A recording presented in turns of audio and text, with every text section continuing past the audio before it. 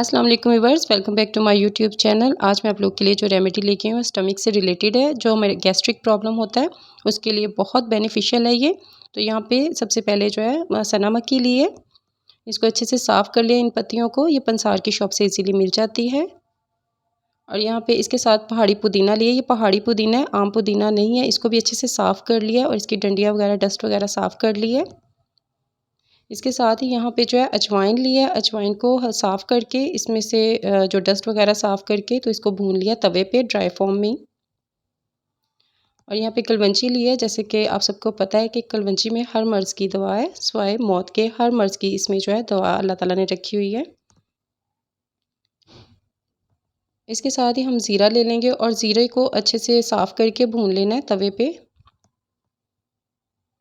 और सबसे इम्पोर्टेंट चीज़ जो है इन चीज़ों के बाद इसमें है ये साबुत इस्पागोल। ये मेजर इंटेस्टाइन की जितनी प्रॉब्लम्स होती हैं उनमें बहुत ज़्यादा बेनिफिशियल है। ये इसका इस्तेमाल बहुत अच्छा है। आप इसकी जगह पे छिलका भी ले सकते हैं इस्पागोल का।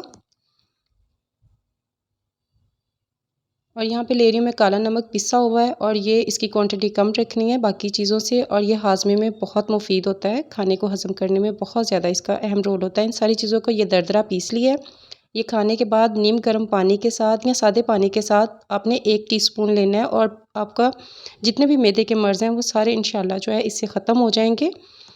तो मिलते हैं इंशाल्लाह एक नई रेमेडी के साथ। अल्लाह हाफिज़।